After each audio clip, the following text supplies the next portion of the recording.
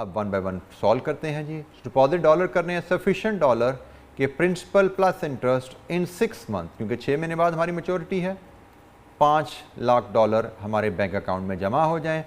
Dollar deposit rate क्या है?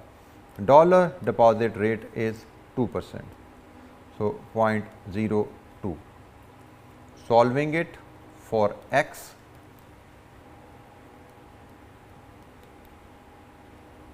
ये डॉलर आपको बाय करने हैं स्पॉट पे, डॉलर बाय करने हैं स्पॉट पे, फर्स्ट करेंसी बाय करनी है स्पॉट पे, फर्स्ट करेंसी यू बाय लो, तो ये आपका फर्स्ट करेंसी का लो रेट है और डिवाइड किया जाता है। स्पॉट का लो रेट आपका आएगा जी 1.604 माइनस 0.002।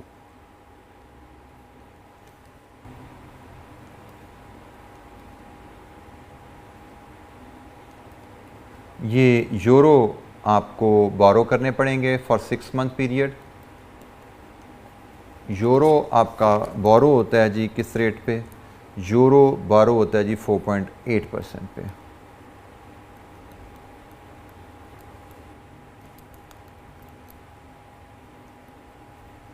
ये जी आपकी एफआरए से आपको 5 लाख डॉलर कितने के कॉस्ट करेंगे, मनी मार्केट से 5 लाख डॉलर कितने के कॉस्ट करेंगे? तो बेहतर ऑप्शन 5 लाख डॉलर ख़रीदने की बात हो रही है, जहाँ पे कॉस्ट कम है, दैट इज़ बेटर ऑप्शन। तो इस केस में money market is better option.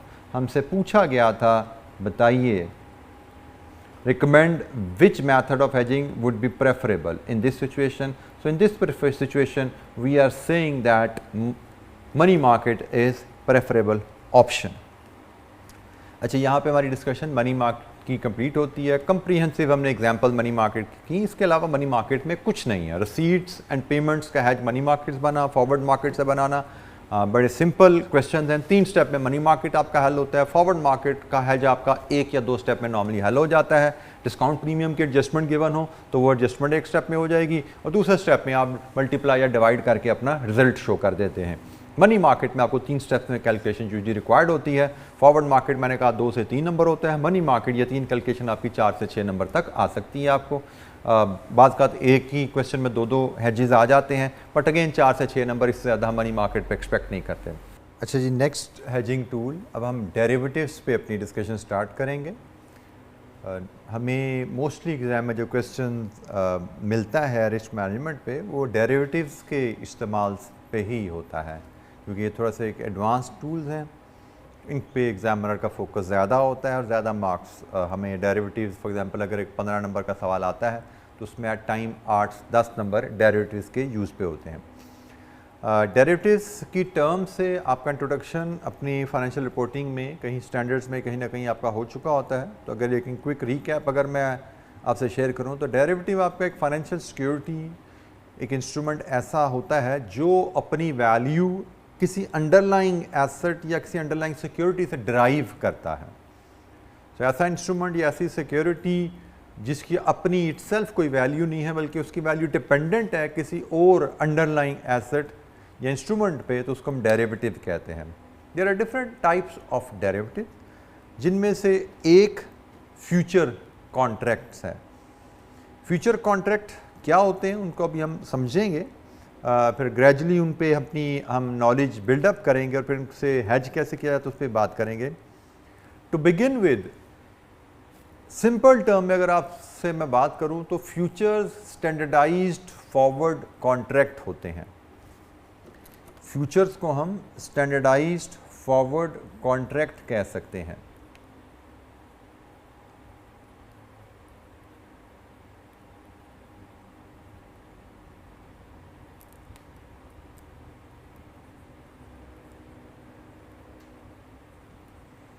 Forward contract से आप फेमिलियर हैं। अब ये स्टैंडर्डाइज का वर्ड जो है यहाँ पे, इसको हम देखते हैं कि ये क्या है, स्टैंडर्डाइजेशन से यहाँ पे क्या मुराद है और ये स्टैंडर्डाइजेशन की क्यों जाती है। पहली बात, फ्यूचर कॉन्ट्रैक्ट्स फॉरवर्ड कॉन्ट्रैक्ट्स हैं जो कि स्टैंडर्डाइज किए जाते हैं।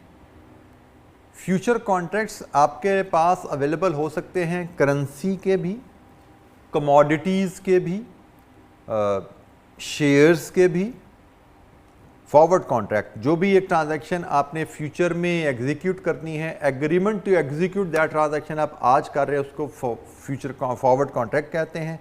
और futures are standardized forward contract. तो फॉरवर्ड कॉन्ट्रैक्ट करेंसी के भी हो सकते हैं, फॉरवर्ड कॉन्ट्रैक्ट कमोडिटी के भी होते हैं, फॉरवर्ड कॉन्ट्रैक्ट शेयर्स के भी हो सकते हैं, किसी भी फाइनेंशियल ट्रांजैक्शन का फॉरवर्ड कॉन्ट्रैक्ट हो सकता है। हम सिमिलरली फ्यूचर्स में भी ये बात एप्लीकेबल है। करेंसी के भी फ्यूचर कॉन्ट्रैक्ट्स हैं, एग्रीमेंट टू बाय करेंसी करनी है तो स्टैंडर्डाइज कॉन्ट्रैक्ट के through future currency future available है। आपने एग्रीमेंट टू बाय वीट करनी है, commodity futures, wheat futures available हो सकते हैं। आपने एग्रीमेंट टू बाय शेयर्स करने हैं तो वहाँ पे आपको शेयर्स फ्यूचर्स भी अवेलेबल हो सकते हैं। There are other types of future contracts, उन पर बाद में बात करेंगे। बट फिलहाल हम फ्यूचर की टर्म को समझने के लिए करेंसी फ्यूचर्स की एग्जांपल को डिस्कस करते हैं, क्योंकि हम करेंसी रिस्क मैनेजमेंट पढ़ रहे हैं।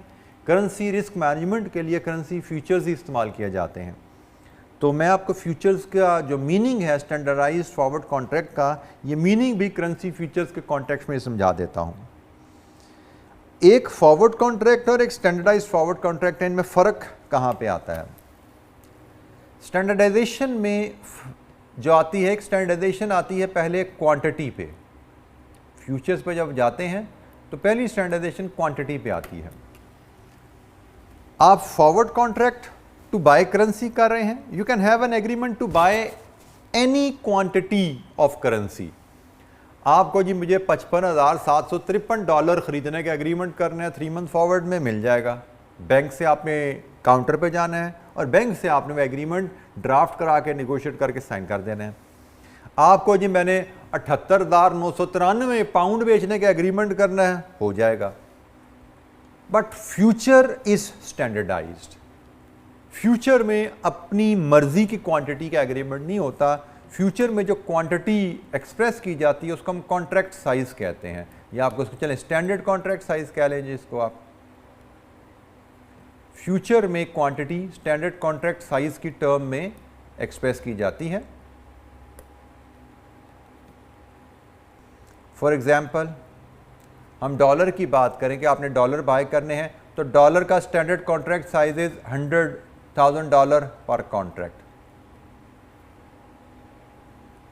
अब इसकी इंप्लीकेशन क्या है कि भाई आप एक कॉन्ट्रैक्ट डॉलर फ्यूचर का ले सकते हो, 2 कॉन्ट्रैक्ट ले सकते हो, 3 कॉन्ट्रैक्ट ले सकते हो। मतलब आप in the multiple of $100,000 he has कर सकते हो। एग्रीमेंट टू बाय भी हो सकता है, एग्रीमेंट टू सेल भी हो सकता है टू फ्यूचर, लेकिन क्वांटिटी होगी in the multiple of contract sizes. वहां पे आप ये बात नहीं कर सकते कि मुझे 2,75,000 का एग्रीमेंट दे दें।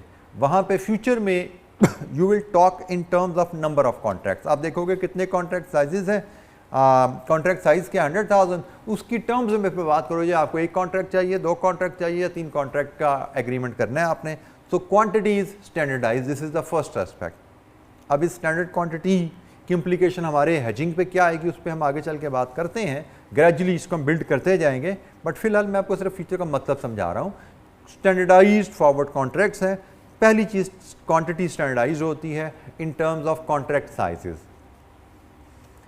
दूसरी चीज़ जिसमें स्टैंडर्डाइज्ड होती है that is settlement date. Forward में you can have an agreement to buy और sell any quantity of currency on any date. आपको जी मुझे 25 अप्रैल को करेंसी बाइंग सेलिंग का एग्रीमेंट चाहिए, मिल जाएगा। आपको जी मुझे 12 मई का एग्रीमेंट चाहिए, मिल जाएगा। आपको जी मुझे 18 जून का एग्रीमेंट चाहिए, मिल जाएगा। आप किसी भी डेट पे करेंसी बाय या सेल करने का एग्रीमेंट बैंक से निगोशिएट कर सकते हैं, but this is not the case of future. Future contract की सेटलमेंट डेट्स स्टैंडर्डाइज्ड होती हैं। यूजुअली इंटरनेशनल मार्केट में internationally there are 4 standard dates, जो कि last days of March, June, सितंबर एंड दिसंबर होती हैं। इंटरनेशनल मार्केट में यूजुअली ये डेट्स प्रिवेल करती हैं। एकेडमिकली हम देख लेंगे कि एग्जाम में हमें एग्जामिनर बता देगा कि आपकी कॉन्ट्रैक्ट्स की सेटलमेंट डेट क्या है। फॉर एग्जाम्पल, अब इसका मतलब मैं आपसे शेयर कर लूँ, ये इन डेट्स की इम्प्लीकेशन क्या है। आप अगर मार्च फ्यूचर कॉन्ट्रैक्ट $1 का करते हो $1 का फ्यूचर कॉन्ट्रैक्ट एक एग्रीमेंट करते हो, जिसका का मतलब है आपको 31 मार्च को डॉलर खरीदने या बेचने का हक मिलेगा। एक कॉन्ट्रैक्ट का मतलब $1,00,000 खरीदने या बेचने का हक। अगर आप सितंबर कॉन्ट्रैक्ट में डील करते हो तो इसका मतलब आपको 30 सितंबर को डॉलर खरीदने या बेचने का हक मिलेगा। कितने डॉलर डिपेंड करता है कितने कॉन्ट्रैक्ट्स आपने लिए हैं। आपने एक कॉन्ट्रैक्ट्स लिए हैं, 2 लिए हैं, उसको अकॉर्डिंगली $1,00,000 या $2,00,000 का बाय या sell whatever right you may like to have आपको मिलेगा। तो फ्यूचर में हमने पहली बात की स्टैंडर्डाइजेशन की। स्टैंडर्डाइजेशन का मतलब मैंने आपको एलैबोरेट किया। अब मैं ये भी बता दूं ये स्टैंडर्डाइजेशन की क्यों जाती है। स्टैंडर्डाइजेशन की जाती है इसलिए कि फ्यूचर कॉन्ट्रैक्ट्स आपके फ्यूचर्स एंड ऑप्शंस एक्सचेंजेस होती हैं इंटरनेशनली, जैसा स्टॉक एक्सचेंज है जिसमें शेयर्स ट्रेड होते हैं, इसी तरह इंटरनेशनल मार्केट में करेंसी के लिए भी फ्यूचर एक्सचेंजेस होती हैं जहाँ पे करेंसी के फ्यूचर कॉन्ट्रैक्ट्स ट्रेड होते हैं। पाकिस्तान में अगर हम फ्यूचर की एक्सचेंजेस की बात करें तो करेंसी की फ्यूचर एक्सचेंज पाकिस्तान में for the time being available नहीं है। पाकिस्तान में कमोडिटी की फ्यूचर मार्केट अवेलेबल है, मर्केंटाइल एक्सचेंज अवेलेबल है जिसमें कमोडिटी फ्यूचर कॉन्ट्रैक्ट्स अवेलेबल हैं। पाकिस्तान में शेयर्स की फ्यूचर मार्केट अवेलेबल है जो कि स्टॉक मार्केट ही है जहाँ पे फ्यूचर कॉन्ट्रैक्ट्स ट्रेड होते हैं। फ्यूचर कॉन्ट्रैक्ट्स को स्टैंडर्डाइज क्यों किया जाता है? क्योंकि ये मार्केट में इन्होंने ट्रेड होना होता है। इसकी सिंपल मिसाल और इसका फॉरवर्ड रेट एग्रीमेंट से कंपैरिजन अगर हम देखें तो जो फॉरवर्ड रेट एग्रीमेंट होते हैं ना, इनको हम टेलर मेड एग्रीमेंट भी कहते हैं।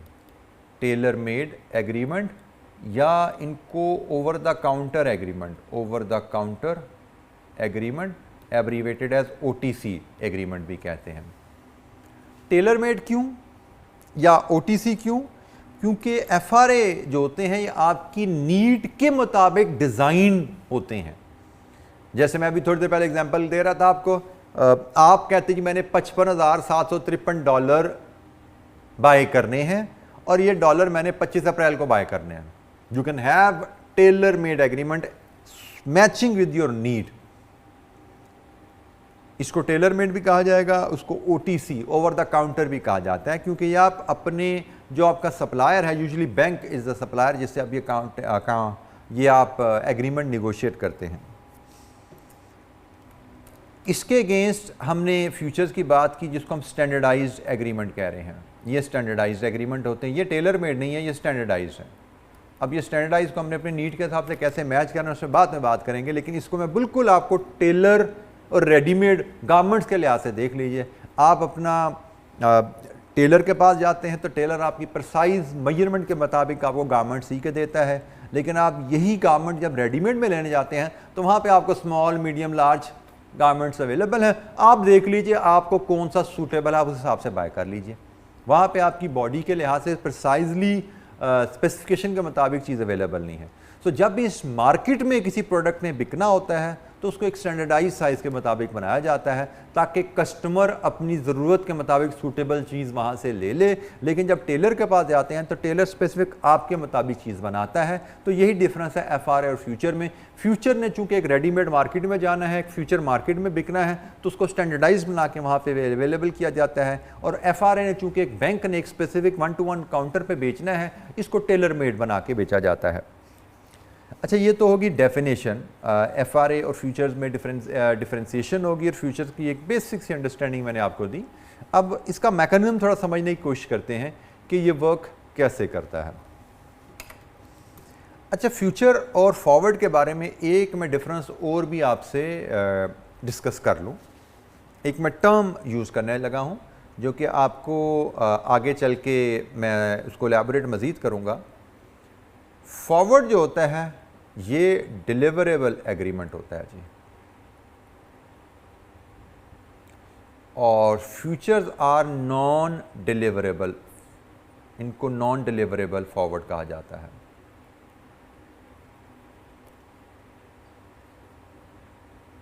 नॉन डिलीवरेबल एग्रीमेंट है। अब डिलीवरेबल एग्रीमेंट क्या है? ऐसा एग्रीमेंट जिसकी सेटलमेंट पे आपको डिलीवरी देनी है। मतलब forward agreement to buy dollar किया ना आपने, तो आपको ड्यू डेट पे जाके डॉलर बाय करने हैं और उसके अगेंस्ट कॉस्ट उसकी पे करनी है। Forward agreements are deliverable agreement. Future agreements को नॉन डिलीवरेबल फॉरवर्ड्स कहा जाता है, मतलब आपने फ्यूचर की ड्यू डेट पे जाके करेंसी एक्सचेंज नहीं करनी। अगर करेंसी एक्सचेंज नहीं करनी तो ये फ्यूचर आपके काम कैसे आता है हेजिंग में, उस पर हम बात अभी करेंगे। इसके लिए हमें इसका मैकेनिज्म समझना पड़ेगा। फॉरवर्ड का मैकेनिज्म तो बड़ा क्लियर है, चूंकि टेलर मेड है। ड्यू डेट के पे जाके आपकी जो FRA की सेटलमेंट डेट होती है वो आपकी ट्रांजैक्शन की सेटलमेंट डेट से मैच करती है। 25 अप्रैल है, 15 जून है, वट डेट इज, आपकी ट्रांजैक्शन से मैच करके आप एग्रीमेंट लेते हो, ड्यू डेट पे करेंसी एक्सचेंज करते हो, ट्रांजैक्शन अपनी सप्लायर से कस्टमर से सेटल कर लेते हो। फ्यूचर में इशू क्या है कि स्टैंडर्डाइज डेट होती हैं, और वो स्टैंडर्डाइज डेट हो सकता है आपकी ट्रांजैक्शन डेट से मैच ना करें। फॉर एग्जाम्पल फ्यूचर में आपको 30 जून का एग्रीमेंट अवेलेबल है, 30 जून को करेंसी खरीदने या बेचने का राइट अवेलेबल है। आपकी ट्रांजैक्शन 15 मई को सेटल होनी है, तो आपकी ट्रांजैक्शन की डेट 30 जून से मैच नहीं कर रही, तो ये डिफरेंस कैसे कवर होगा? ये नॉन डिलीवरेबल का मैकेनिज्म यहीं पे हमें काम आता है। इसको मैं आप एलेबोरेट करूँगा हेज मैकेनिज्म एक्सप्लेन करते हुए। अच्छा जी, करेंसी फ्यूचर का मैकेनिज्म समझने के लिए मैं ये एक डायग्राम है, इसी से थोड़ा एलेबोरेट करता हूँ आपको। अच्छा, यहाँ पे मैं आपको ज़रा एलेबोरेट करता हूँ फ्यूचर मैकेनिज्म काम कैसे करता है। लेट्स अज्यूम ये हमारे पास यहाँ पे टाइम पीरियड आ रहा है और यहाँ पे प्राइस है। मैं ये वैल्यूज़ थोड़ी बदल देता हूँ। यहाँ पे मैं ले लेता हूँ जी आज मैं इसको ले लेता हूँ अप्रैल, मई, जून, जुलाई, अगस्त, सितंबर, अक्टूबर, और इसको मैं ले लेता हूँ 161, 162, 163, 164, 165, 166, और ट्रांजैक्शन हमारी है, ये रेट है जी रुपीज़ पर डॉलर में, ठीक है जी। और अब हम एक ट्रांजैक्शन इस्टेब्लिश करते हैं जिसे हम फ्यूचर का मैकेनिज्म समझते हैं। लेट्स अज्यूम हमारी एक ट्रांजैक्शन जो सेटल होनी है $1 मिलियन पेएबल ऑन 15 अक्टूबर, और आज हमारी जो डेट है वो let's take to keep thing simple, वो 15 अप्रैल है। $1 मिलियन पेबल ऑन 15 अक्टूबर है और आज 15 अप्रैल चल रही है। अच्छा जी, अब हमने यहाँ पे इस ट्रांजैक्शन को हेज करने का तरीकाकार किया है। हमें $1 मिलियन पे करना है 15 अक्टूबर को। सो इसका मतलब हमें $1 मिलियन बाय करने का एग्रीमेंट करना है 15 अक्टूबर को। हमें 15 अक्टूबर को $1 मिलियन बाय करना है। लेकिन अगर हम फ्यूचर्स में डील कर रहे हैं तो अभी हमने थोड़ी देर पहले बात की कि फ्यूचर्स की तो स्टैंडर्डाइज डेट होती हैं, तो क्या 15 अक्टूबर को डॉलर खरीदने का एग्रीमेंट हमें मिलेगा? तो आंसर इज नो। हमें या 30 सितंबर का एग्रीमेंट मिल सकता है या 31 दिसंबर का एग्रीमेंट मिल सकता है, 15 अक्टूबर का एग्रीमेंट हमें मिल नहीं सकता फ्यूचर्स में। तो यहाँ पे एक असूल सीखिए कि फ्यूचर्स में आपको सारे एग्रीमेंट मार्केट में अवेलेबल होते हैं। आप वो एग्रीमेंट सिलेक्ट करते हो जो आपकी ट्रांजैक्शन की सेटलमेंट डेट के बाद लाई करता है। मतलब हमने 15 अक्टूबर को अपनी पेमेंट सेटल करनी है, तो 15 अक्टूबर के बाद कौन सा एग्रीमेंट लाई कर रहा है? दिसंबर। ये दिसंबर का जो फ्यूचर एग्रीमेंट है, दिसंबर 31 दिसंबर को जो डॉलर बाय करने का एग्रीमेंट है, ये हमें इस ट्रांजैक्शन को हेज करने में हेल्प करेगा। कैसे? उस पर हम एलैबोरेट करते हैं मैकेनिज्म में। लेट्स अज्यूम ये जो फ्यूचर प्राइस का जिक्र हम कर रहे हैं दिसंबर के फ्यूचर प्राइस है। आज हम ये सारी dates 15th of the month हैं, 15 अप्रैल पे हम खड़े हैं। 15 अप्रैल को जी ये आपकी करेंसी की स्पॉट की प्राइस चल रही है, और 15 अप्रैल को आपने दिसंबर के फ्यूचर की प्राइस जो देखी वो शायद कहीं पे ये पड़ी हुई है। मतलब for the sake of simplicity ये अगर 162 है तो ये 163 पे है, ऑल्दो ये पॉइंट्स थोड़ा लाइन से नीचे नजर आ रहा है, हम इसको लाइन पे अज्यूम करते हुए चलें। तो स्पॉट जो चल रहा है आज वो 162 रुपीज़ पर डॉलर है, और दिसंबर फ्यूचर की प्राइस आज हमें 163 मिल रही है। दिसंबर फ्यूचर की प्राइस 163 का मतलब क्या है कि आज अगर हम 31 दिसंबर को डॉलर बाय करने का एग्रीमेंट करना चाहते हैं तो 163 पे हमारा डॉलर ये रेट, ये एग्रीमेंट लॉक होता है। तो जी हमने चूंकि डॉलर 31 हमें जो रेलेवेंट सूट करता है एग्रीमेंट वो दिसंबर का एग्रीमेंट सूट कर रहा है, अक्टूबर का एग्रीमेंट होता नहीं है, हमें सूट करेगा दिसंबर का एग्रीमेंट। हम दिसंबर एग्रीमेंट में $1 मिलियन बाय करने का सौदा कर लेते हैं। हमें 15 अप्रैल को $1 मिलियन की लायबिलिटी इस्टेब्लिश हुई, तो हमने 15 अप्रैल को ही दिसंबर फ्यूचर में $1 मिलियन एग्रीमेंट, $1 मिलियन बाय करने का एग्रीमेंट कर लिया। अच्छा जी हुआ क्या, जब यह हमने दिसंबर फ्यूचर बाय कर लिया, इसको हम कहते हैं दिसंबर फ्यूचर बाय कर लो 1 मिलियन का। अभी हम कॉन्ट्रैक्ट साइजेस में नहीं जाते, हम अज्यूम करते हैं 1 मिलियन का ये कॉन्ट्रैक्ट है, तो हमने $1 मिलियन के फ्यूचर बाय कर लिए। तो $1 मिलियन फ्यूचर बाय करने का मतलब $1 मिलियन बाय करने का एग्रीमेंट कर लिया। इस एग्रीमेंट के तहत हम 31 दिसंबर को $1 मिलियन बाय कर सकते हैं, क्योंकि हमने दिसंबर का एग्रीमेंट लिया है। अवेलेबल ही दिसंबर का था एज पर आवर प्रिंसिपल। 15 अक्टूबर के बाद दिसंबर ही अवेलेबल है।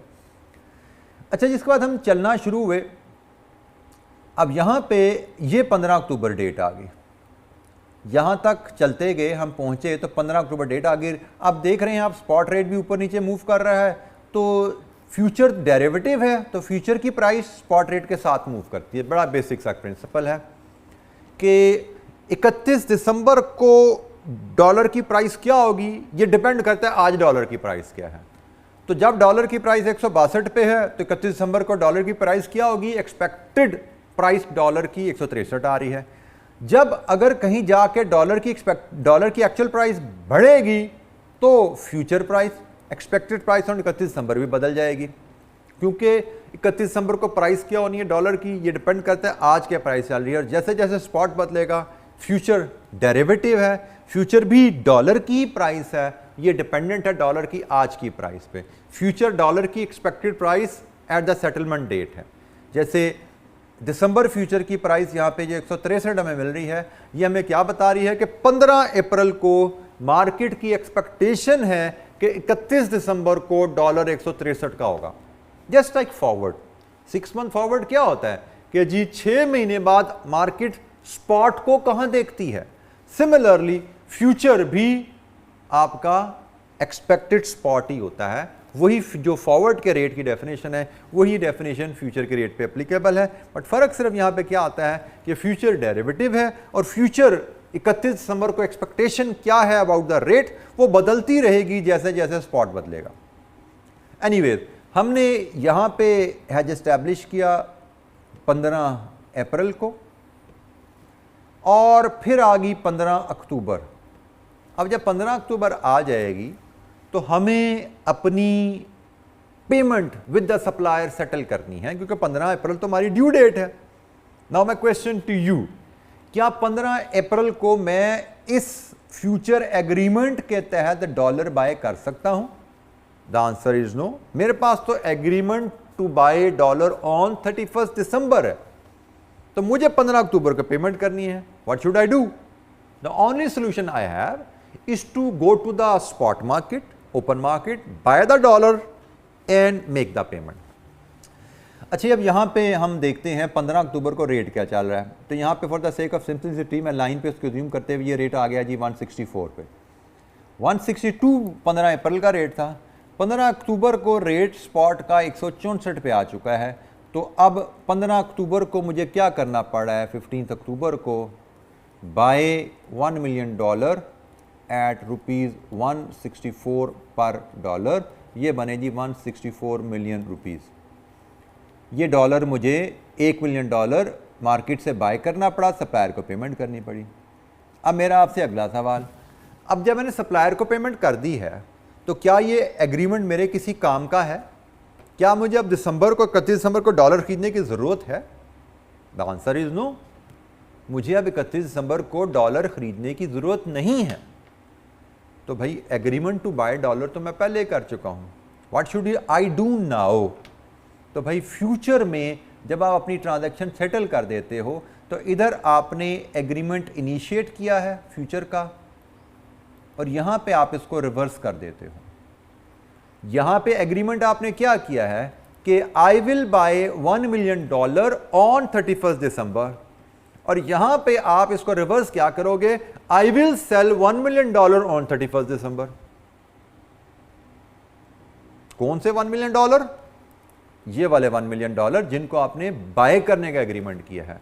अब चूंकि आपको 15 अक्टूबर को आके पता लग गया कि मैंने अपनी सप्लायर की पेमेंट सेटल कर दी है, मुझे उन $1 million की जरूरत अब नहीं होगी, तो वो $1 million आप यहीं पे भेज देते हो। तो आपने इस केस में अगर मैं आपको समझाऊं तो आपने पहले 15 अप्रैल को एग्रीमेंट किया, आपने agreement to buy $1 million on 31 दिसंबर एट ₹163 पर डॉलर किया। और जब 15 अक्टूबर आई तो आप इस एग्रीमेंट को रिवर्स कर रहे हो, और वो क्या कर रहे हो आप, agreement to sell $1 million on 31 दिसंबर। लेकिन अब रेट क्या चल रहा है भाई, रेट यहां पे अब आपका आ चुका है 165 पे, तो आप 165 पे बेचने का एग्रीमेंट कर रहे हो। अब देखिए हुआ क्या इस प्रोसेस में, स्पॉट मार्केट में आपको डॉलर में ₹2 के इजाफे की वजह से ₹2 का नुकसान हुआ, आपको 162 की बजाय 164 पे डॉलर खरीदना पड़ा। लेकिन यह नुकसान वहाँ पे जो हुआ आपका, वो आपको यहाँ पे ₹2 के फ़ायदे से कंपनसेट हो गया कि आपने जो फ्यूचर में एग्रीमेंट किया उसमें आपको गेन आ गया है। आपको गेन क्या आया है, गेन ऑन $1 million आया है, और वो गेन क्या है, ₹2 पर डॉलर। इसका नतीजा क्या हुआ, 2 पर डॉलर को जब 1 मिलियन से मल्टीप्लाई करते हो तो आपकी ये जो ट्रांजैक्शन कॉस्ट है पूरा 2 मिलियन, आपको ₹2 मिलियन का गेन हो जाता है। तो यहाँ पे जो आपने 164 का डॉलर बाय किया था, 164 रुपये का डॉलर बाय किया, तो 164 मिलियन लगे। ये जो 2 मिलियन का यहाँ से आपका गेन होता है, यह आपकी इस ट्रांजैक्शन कॉस्ट को कम कर देता है। अल्टीमेटली ये कॉस्ट आपको $162 मिलियन की पड़ रही है। आपको $1 मिलियन खरीदना है, 162 का पड़ रहा है। तो फ्यूचर हेज का मैकेनिज्म यही है। फ्यूचर हेज के थ्रू आप कभी भी कोई करेंसी खरीदते नहीं हो, कोई करेंसी बेचते नहीं हो। करेंसी आप हमेशा स्पॉट मार्केट में बाय करोगे, हमेशा स्पॉट मार्केट में सेल करोगे। फ्यूचर मार्केट से आपको कंपनसेशन मिल जाती है। जैसे इस केस में स्पॉट मार्केट में आपको ₹2 का नुकसान हो रहा था, स्पॉट मार्केट में आपको रेट बढ़ने से ₹2 का नुकसान हुआ, तो फ्यूचर मार्केट में आपने यहाँ पे करेंसी बाय की हुई थी, आप जब आगे चल के बेचते हो तो आपको ₹2 का फायदा हो जाता है। तो स्पॉट मार्केट का लॉस फ्यूचर मार्केट के गेन से कंपनसेट हो गया। और यही सिचुएशन रिवर्स भी हो सकती थी, हो सकता था ये सिचुएशन रिवर्स होती, आपका स्पॉट रेट नीचे जाता, तो स्पॉट रेट नीचे जाने से आपको फायदा होता, तो इससे फ्यूचर रेट भी नीचे आ जाता, वहाँ पे आपको नुकसान हो जाता। तो फ्यूचर जो आपका हेज होता है, ये आपको करेंसी रेट में उतार चढ़ाव के असरात के अगेंस्ट कंपनसेशन दे देता है कि भाई अगर फ्यूचर में अगर आपका आगे चल के रेट बढ़ेगा और नुकसान में नतीजा निकलेगा, तो फ्यूचर में आपने जो ट्रेडिंग की है उससे आपको फायदा मिल जाएगा, कंपनसेशन हो जाएगी। लेकिन अगर आगे चल के आपका रेट गिर जाता है और आपको स्पॉट मार्केट में फायदा होता है, तो फ्यूचर मार्केट में भी रेट नीचे गिरने की वजह से आपको नुकसान हो जाएगा। तो जो स्पॉट मार्केट में रेट गिरने का फायदा था, वो फ्यूचर मार्केट में रेट गिरने के नुकसान की वजह से कंपनसेट हो जाएगा। मैं आपको पहले बता चुका हूं, हेजिंग में नफ़ा या नुकसान कमाना हमारा ऑब्जेक्टिव नहीं होता है। हेजिंग में हमारा मकसद होता है भाई हम अनसर्टेनिटी से आज़ाद हो जाएं। फॉरवर्ड मार्केट में भी यही किया था, हमने एग्रीमेंट किया, लॉक कर दिया। हमने मनी मार्केट में यही किया था, डिपॉजिट और लोन किया, लॉक कर दिया। और फ्यूचर में भी यही कर रहे हैं। जब हम कोई एग्रीमेंट टू बाय डॉलर करके हमने अपना हेज सेटअप यहाँ पे कर लिया, फ्यूचर में अपना एग्रीमेंट हमने कर लिया टू बाय $1 मिलियन ऑन 31 दिसंबर, तब हमने अपने आप को बचा लिया है। हमें पता है कि अगर डॉलर अब महंगा होगा तो फ्यूचर भी महंगा हो जाएगा।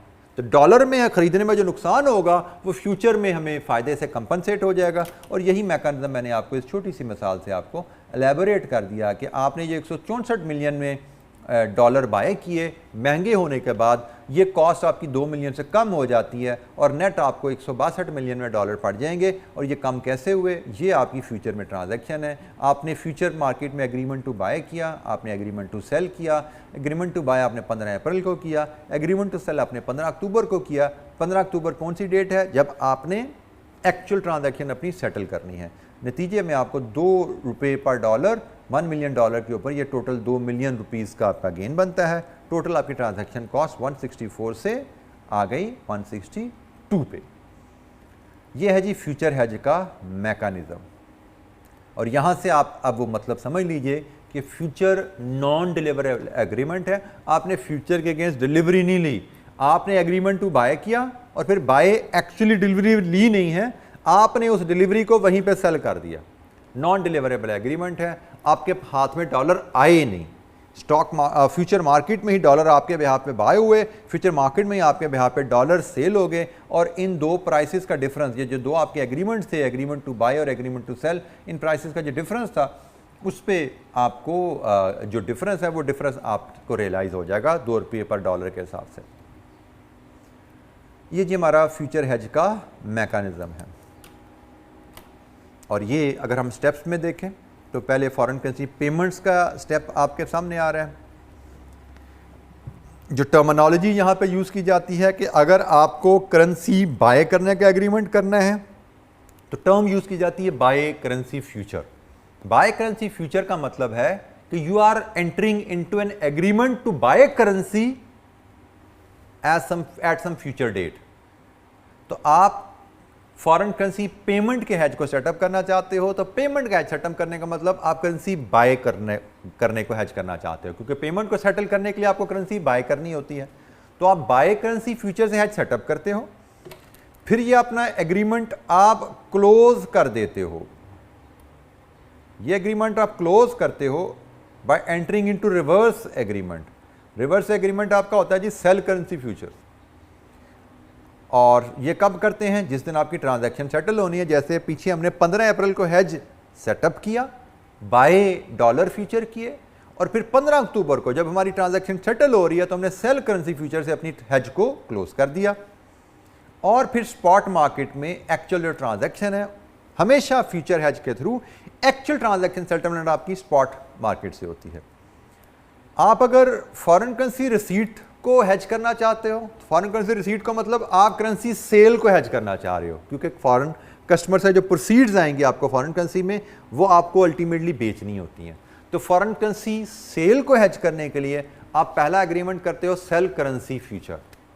आप सेल करेंसी फ्यूचर के एग्रीमेंट करते हो which gives you right to sell currency. फिर उसी तरह आप ड्यू डेट पे आके आप उस एग्रीमेंट को क्लोज कर देते हो, क्योंकि आपने करेंसी फ्यूचर के अगेंस्ट करेंसी बेचनी नहीं है, वो तो नॉन डिलीवरेबल एग्रीमेंट है, आपने इसको रिवर्स करना होता है। तो ड्यू डेट पे आप इसको रिवर्स करते हो, उस रिवर्सल पे आपको कुछ ना कुछ गेन होगा या लॉस होगा, जैसे मैंने कहा।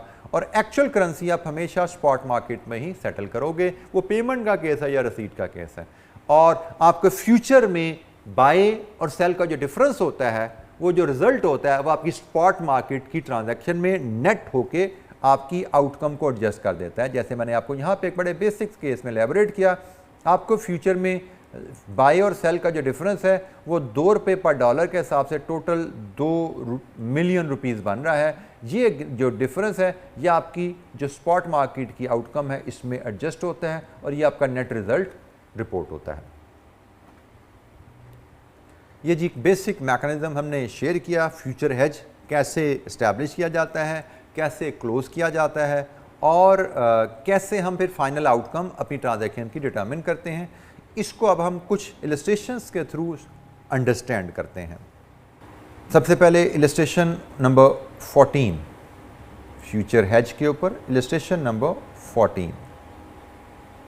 अब जो इसमें जो मज़ीद कुछ टर्मिनोलॉजीज़ हैं उनको मैं साथ साथ जैसे जैसे आगे चलता जाऊंगा एलैबोरेट करता जाऊंगा। अच्छा जी, हमारी रिक्वायरमेंट क्या है? Illustrate how. इलस्ट्रेशन नंबर 14 है जी, आपके पास पेज नंबर 470 की बॉटम पे आ रही है। Illustrate part 1, illustrate how P Inc can use future contract to reduce the transaction risk if on 20 फरवरी the spot rate is $1.5130 per pound and March futures are trading at $1.5120 per pound. The spot rate on 12 November is $1.4990 per pound. अच्छा जी, part second को हम बाद में देखते हैं, पहले अब हम ट्रांजैक्शन समझते हैं और इसमें हम देखते हैं फ्यूचर हेज हमें कैसे हेल्प करता है। P Inc is a company operating in USA which imports goods from Q PLC in UK So American company importing goods from UK.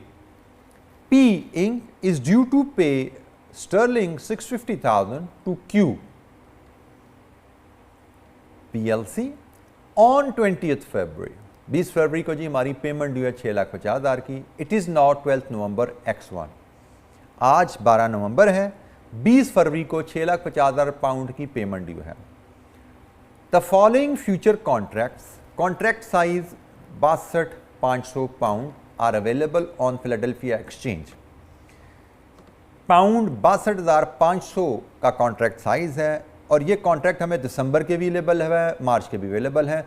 दिसंबर मतलब आप 12 नवंबर को खड़े हो, आप चाहो 31 दिसंबर को बाइंग सेलिंग तो क्या रेट एप्लीकेबल है, आप चाहो 31 मार्च को बाइंग सेलिंग तो क्या रेट अवेलेबल है. ये सारी ऑप्शन आपके पास अवेलेबल है. अब हमें कहा गया जी हेज सेटअप कीजिए और बताइए इसकी आउटकम क्या बनती है. तो जी हम इलस्ट्रेशन 14 में पहली इलस्ट्रेशन हम फ्यूचर हेज सेटअप की देखते हैं. सबसे पहले हमें 12 नवंबर आज की जो तारीख दी गई है, इस तारीख को हमें सेटअप करना है फ्यूचर हेज. अब फ्यूचर हेज सेटअप करने के लिए कुछ बेसिक से स्टेप्स हैं जो हम बार बार रिपीट करेंगे तो इंशाअल्लाह आपको कोई दिक्कत नहीं होगी. बड़े एक आसान टूल के तौर पे आपके पास इंशाअल्लाह रहेगा. सबसे पहले आपको देखना है जी हमें एग्रीमेंट टू बाय करना है या सेल करना है. तो ट्रांजैक्शन देखिए, आपकी ट्रांजैक्शन है, आप काम कर रहे हैं यूएस कंपनी के लिए जिसने 6,50,000 पाउंड पे करने हैं. तो 6,50,000 पाउंड की पेमेंट को हैज करने हैं. तो पेमेंट हैज करने हैं यूएस कंपनी ने, इसका मतलब पाउंड बाय करना है कि एग्रीमेंट करने हैं. तो आपको buy sterling futures, this is the agreement that you need to have.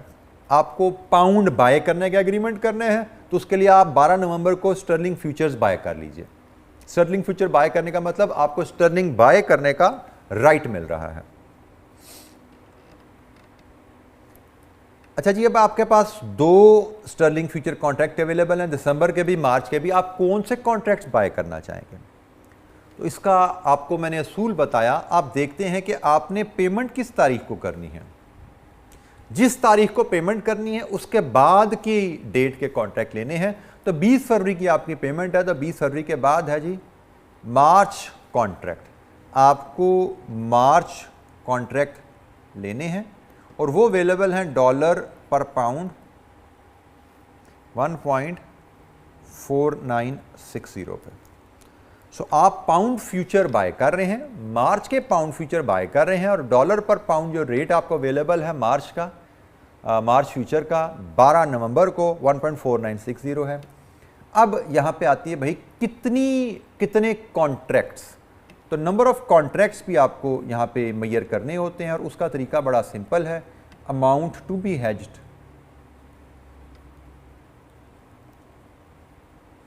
Divide with contract size. हमें अमाउंट हेज करनी है 6,50,000 की और कॉन्ट्रैक्ट साइज़ है 62,500 का. हमारा जो आंसर आता है यहाँ पे 6,50,000, ये आ रहा है जी 10.4. और यहाँ पे बड़ा सिंपल सा असूल है round of. Round of, round up नहीं है, राउंड डाउन नहीं है. राउंड ऑफ का असूल क्या है? 10.5 हो तो 11 करेंगे, 10.49 हो तो आप उसको 10 करेंगे. तो 10 कॉन्ट्रैक्ट्स, ये आपका हेज सेटअप हो गया. आपने 10 कॉन्ट्रैक्ट्स पाउंड फ्यूचर के बाय किए हैं 31 मार्च सेटलमेंट डेट के 1.4960 डॉलर्स पर पाउंड. ये आपका हेज सेटअप हो गया. जब आपने ये स्टेप कर लिए, ये स्टेप कैसे किए जाते हैं? इसके जिससे स्टॉक मार्केट में आप शेयर्स बाय करते हैं, ये फ्यूचर कॉन्ट्रैक्ट भी बिल्कुल वैसे बाय किया जाते हैं. आप अपने ब्रोकर को, अपने एजेंट को कॉल करेंगे, उसको ये ऑर्डर लिखवाएंगे जी मुझे 10 मार्च के स्टर्लिंग फ्यूचर कॉन्ट्रैक्ट्स बाय करने हैं, प्राइस प्रिवेलिंग 1.4960. या आपने उसको ईमेल की, आपका कॉन्ट्रैक्ट लॉक हो गया. ये कॉन्ट्रैक्ट लॉक होने के बाद आपका हेज सेटअप है. उसके बाद आप वेट करते हो अपनी ड्यू डेट पे 20 फरवरी को. 20 फरवरी को आपने क्लोज करना है, क्लोज फ्यूचर हेज. और क्लोज फ्यूचर हेज करने का तरीका मैंने को क्या समझाया कि आपने जो एग्रीमेंट ऊपर किया है 12 नवंबर को, उसको रिवर्स कर दें। रिवर्स करने के लिए आपने बाय किए थे, आप सेल कर दीजिए स्टर्लिंग फ्यूचर। मार्च के ही स्टर्लिंग फ्यूचर सेल करेंगे, लेकिन मार्च के स्टर्लिंग फ्यूचर की प्राइस क्या चल रही है जी यहाँ पे? तो ये क्वेश्चन में आपको बताया गया है यहाँ पे जी कि ऑन 20 फरवरी स्पॉट रेट और मार्च फ्यूचर की प्राइस 1.5120 पे आ चुकी है। 1.5120 पे आपकी मार्च फ्यूचर की प्राइस 20 फरवरी को चल रही है और वही 10 कॉन्ट्रैक्ट्स हमने करने हैं। 10 कॉन्ट्रैक्ट्स जब हम ये रिवर्स एग्रीमेंट करते हैं तो हमारी आउटकम हमें मिल जाएगी, आउटकम ऑफ फ्यूचर मार्केट। मतलब फ्यूचर मार्केट में हमने जो गेन, ये जो ट्रांजैक्शन की है, इसकी क्या आउटकम है। तो हमने पहले किए थे बाय पाउंड, फिर हमने किए सेल पाउंड, और हमने बाय पाउंड किए थे डॉलर पर पाउंड 1.4960, सेल किया हमने जब पाउंड, तब रेट है जी फ्यूचर मार्केट में 1.5120 का। एज अ रिज़ल्ट हमें यहाँ पे गेन मिल रहा है। बड़ा सिंपल सा असूल है, बाय किया, सेल किया, हमें गेन मिला। गेन हमारा कितने है जी? It is 0.016 dollars per pound. ये बड़ा ज़रूरी है जी, 4 डेसिमल तक वैल्यूज़ हैं तो गेन भी हम 4 डेसिमल पर लें, और ये डॉलर पर पाउंड में प्राइस है तो गेन भी हमारा डॉलर पर पाउंड आ रहा है। तो यहाँ से हम टोटल गेन अपना इस्टेब्लिश कर सकते हैं। हमारा टोटल गेन हमारा तो 0.0160 पर पाउंड है ना, और हमारे पर एग्रीमेंट कितने थे? 10 कॉन्ट्रैक्ट्स 62,500 पाउंड ईच के। हमारे पास टोटल कितने पाउंड के एग्रीमेंट थे वो तो हमें यहाँ से पता लग रहा है। तो ये हमारे टोटल 62,500 × 10 ये हमारे पाउंड्स के एग्रीमेंट थे, और हमें गेन हो रहा है 0.016 पर पाउंड का। तो यहाँ से आप देख सकते हो कि आपको टोटल जो गेन आया है वो 10,000 डॉलर का आया है। यहाँ पे जी बड़ा ज़रूरी है कि आप हर वैल्यू के साथ करेंसी साइन लेकर चलें, क्योंकि मैंने आपको पहले से बताता आ रहा हूँ, पहली बात करेंसी साइन ना लगाना गलती है, और दूसरी बात अगर आप आदी नहीं है तो यहाँ पे करेंसी साइन लगना कौन सा आगे चल के आपको समझ नहीं आनी। तो आप देखिए, आपको डॉलर पर पाउंड गेन है कि आप पाउंड बेच रहे हो, पाउंड खरीद रहे हो, पाउंड की खरीदोफरोख्त कर रहे हो, तो पाउंड की खरीदोफरोख्त पे जो गेन होगा, जो नफा मैयर किया जाएगा वो दूसरी करेंसी में होगा ना। जैसे आप गंदुम की खरीदोफरोख्त करते हो तो फायदा आपको मैयर करने को कहा जाए, गंदुम खरीदी, गंदुम बेची, तो फायदा आप हमेशा बताओगे रुपीज में। सिमिलरली यहां पे आपने पाउंड खरीदा, पाउंड बेचा, तो फायदा आपका मैयर किया जाएगा जिस करेंसी में प्राइस डिनोमिनेटेड है। तो आपकी यहां पे ये जो प्राइस, पाउंड की प्राइस डॉलर में गिवन है, this is the price of the pound in dollar 1.4960। तो आपका अकॉर्डिंगली गेन भी आपका 10,000 पाउंड डॉलर्स में आया है। ये आपकी जी फ्यूचर मार्केट क्लोज हुई। अब आप क्या करोगे? सेटल 20 फरवरी को ही बाय करोगे 6,50,000 पाउंड इन स्पॉट मार्केट, ताकि आप अपने सप्लायर को सेटल कर सको। तो स्पॉट मार्केट जो चल रहा है 20 फरवरी को 1.5130 है।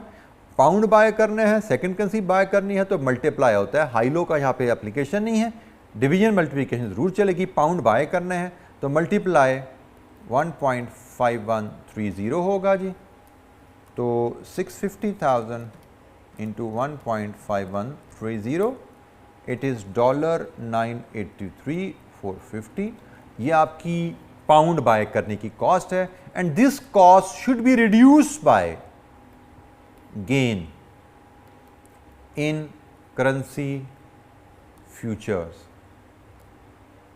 $10,000 का आपको गेन था, वो आप यहां से लेस कर दीजिएगा, तो आपकी नेट कॉस्ट ऑफ 650,000 पाउंड्स आपको मिल जाएगी। It is $973,450। ये जी एक हैज का बड़ी बेसिक और तकरीबन एक कंप्रीहेंसिव सी एग्जाम्पल कि एक फ्यूचर हैज कैसे बनाया जाता है, कैसे उसको क्लोज किया जाता है, और उसके अल्टीमेटली फाइनल रिजल्ट कैसे शो किए जाते हैं। It is just the beginning. अभी हमने काफ़ी ज़्यादा एग्जाम्पल करनी है, बहुत कुछ हमने इसमें मज़ीद आगे सीखना है, लेकिन ये पहली एक बड़ी बेसिक सी लेकिन एक अच्छी खासी जो स्टेप्स को कवर करने वाली एग्जाम्पल हमने यहाँ पे डिस्कस की। हमसे यूजुअली मांगा जाता है कि अगर हेज बनाएंगे तो आपको ये कॉस्ट कितने का करेगा ट्रांजैक्शन सेटल करना, तो ये हमारा आंसर इसमें कहलाता है कि जी अगर हम फ्यूचर हेज के थ्रू इस ट्रांजैक्शन को सेटल करते हैं तो हमारी कॉस्ट 6,50,000 पाउंड की क्या आएगी इस केस में, वो नज़र आ रही है जी $9,73,450।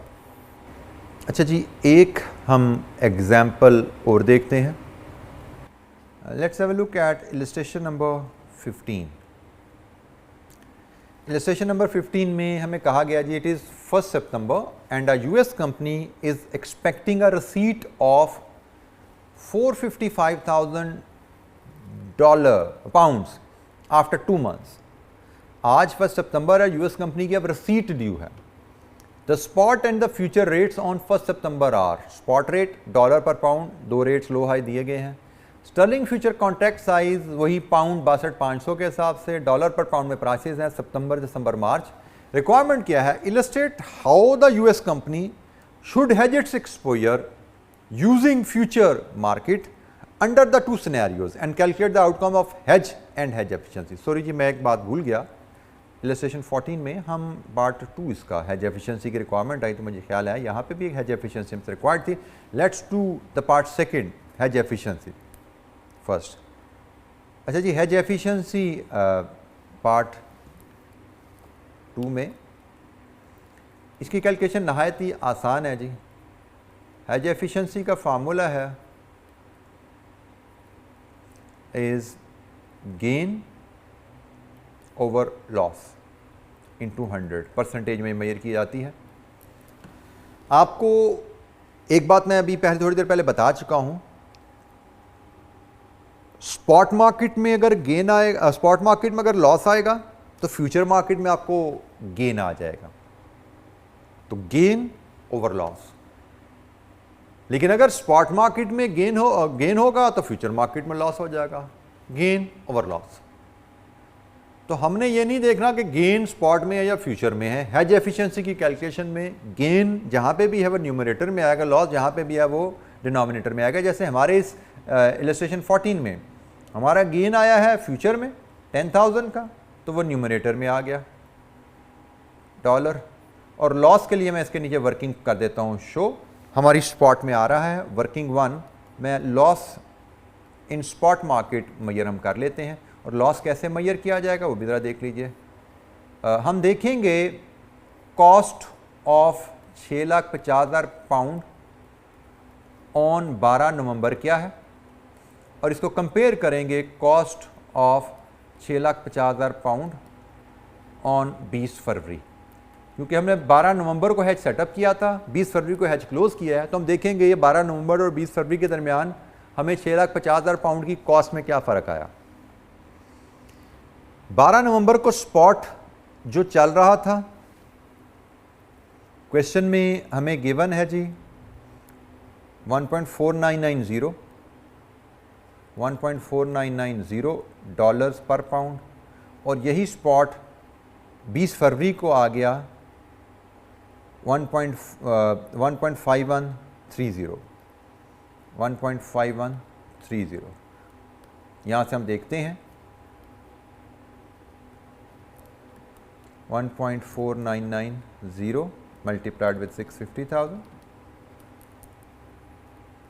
974,350, और ये मल्टीप्लिकेशन हमने ऑलरेडी ऊपर की हुई है, मैं यहाँ से फिगर उठा लेता हूँ। ये है जी 983,450, 983,450। तो आप देख सकते हैं कि अगर हमने 6,50,000 डॉलर 12 नवंबर को ख़रीदते तो 974 के आते हैं। 20 फरवरी को ख़रीदने की वजह से हमें कितना नुकसान हो गया, 9,100 का हमें नुकसान हो गया। तो लीजिए जी गेन ओवर लॉस इनटू 100, हमारी हेज एफिशिएंसी 109.89%।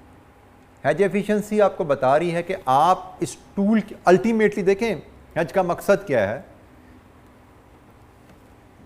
फ्यूचर हेज का मकसद क्या है कि अगर हमें स्पॉट मार्केट में कोई नुकसान हो या फ़ायदा हो वो फ्यूचर के नफ़े या नुकसान से नलिफाई हो जाए।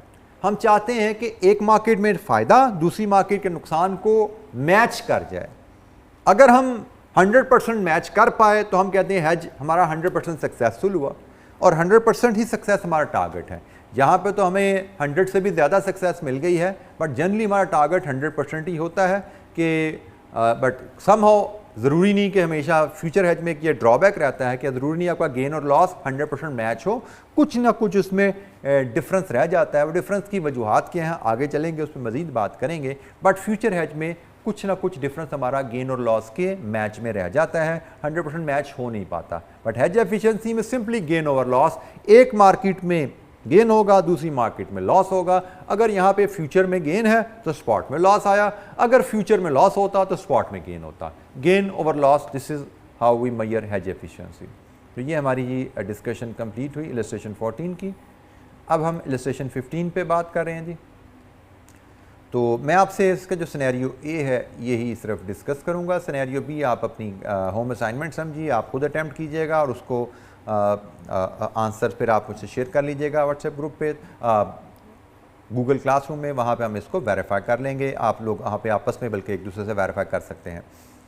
तो हमें 1 सितंबर की ट्रांजैक्शन है, 4,55,000 रिसीवेबल है 2 महीने बाद, स्पॉट भी अवेलेबल है, फ्यूचर मार्केट भी अवेलेबल है। तो हम इसका हेज सेटअप करते हैं सिनेरियो ए के कॉन्टेक्स्ट में। तो जनाब इलस्ट्रेशन नंबर 15, सबसे पहले हमें बताई गई है कि डेट आज की 1 सितंबर। तो 1 सितंबर को हमें सेटअप करना है फ्यूचर हेज। अब हेज सेटअप करने के लिए हमें सबसे पहले देखना है एग्रीमेंट टू बाय या सेल। तो हमारी प्रोसीड्स हैं जिनको हमें हेज करना है। तो प्रोसीड्स को हेज करने के लिए तो आपको एग्रीमेंट टू सेल करना है, तो आप सेल स्टर्लिंग फ्यूचर्स करेंगे। नेक्स्ट, कौन से फ्यूचर जी? हमें तो यहाँ पे 3 फ्यूचर कॉन्ट्रैक्ट अवेलेबल है, सितंबर, दिसंबर, मार्च। तो हम देखेंगे हमारी ट्रांजैक्शन कब की है जी, 2 महीने बाद, मतलब 1 अक्टूबर, 1 नवंबर, 1 नवंबर की। तो 1 नवंबर के बाद सेटलमेंट डेट कौन सी आती है जी? दिसंबर की।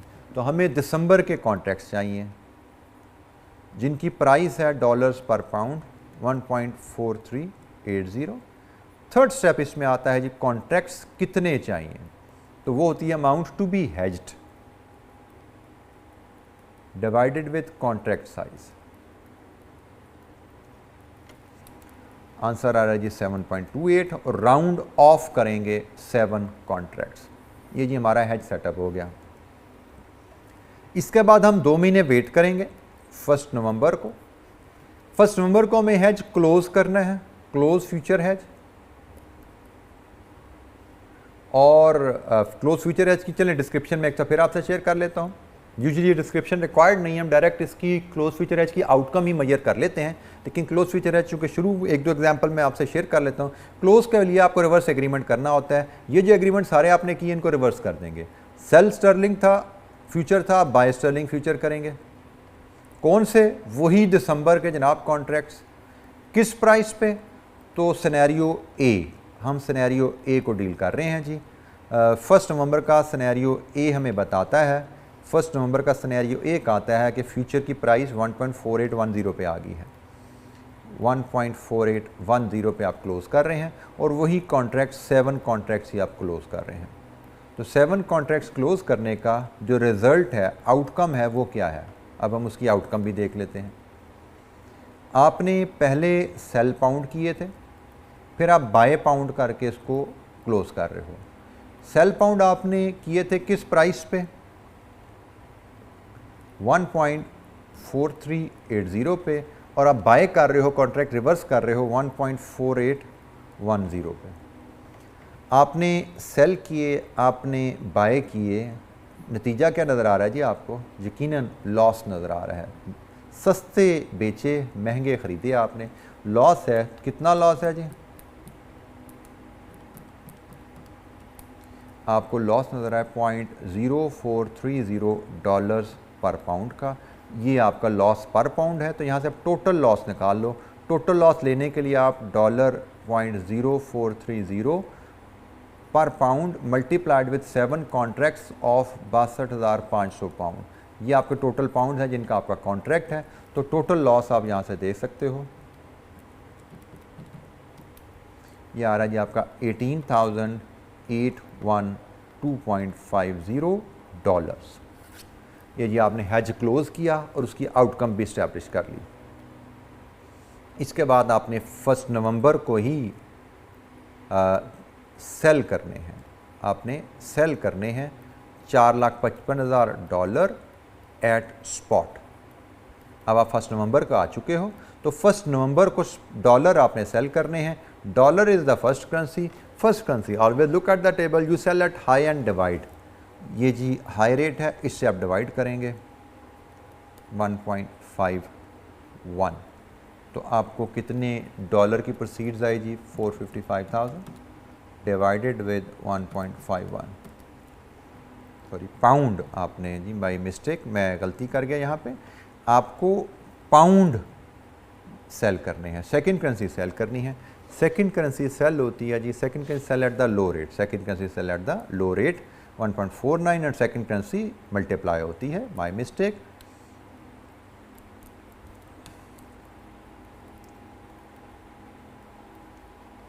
Second currency sell at the low rate 455,000 into 1.49, 677,950। आपको 4,55,000 पाउंड बेचने से प्रोसीड्स क्या मिली, और ये प्रोसीड्स आपकी रिड्यूस हो जाएंगी बाय लॉस से, less loss in future market. ये आपको कैश फ्लो थोड़ा समझना पड़ेगा।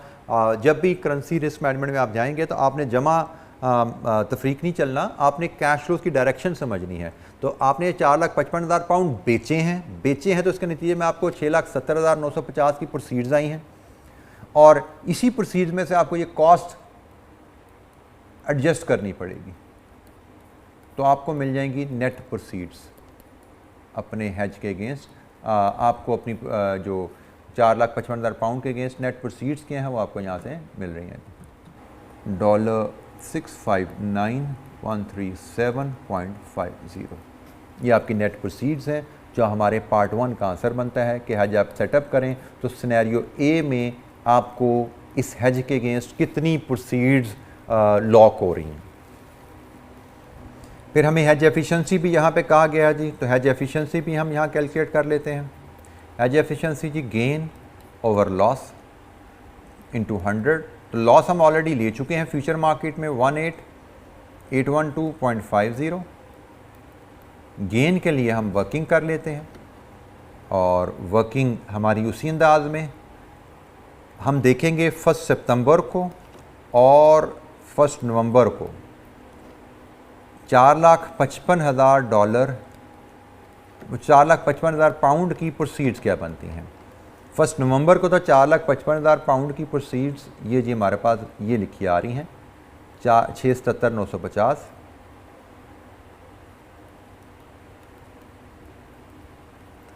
और 1 सितंबर को आप 1 सितंबर का लो रेट ले लीजिए 1.45, तो ये जी 659,750 है। तो हमें नज़र क्या आ रहा है, हमें गेन नज़र आ रहा है कि 1 सितंबर को हम 4,55,000 बेचते तो हमें कितने पैसे मिलते हैं, 6,59,000। हमने 1 नवंबर को बेचे, हमें ज़्यादा मिल गए। हमें कितने ज़्यादा मिल गए,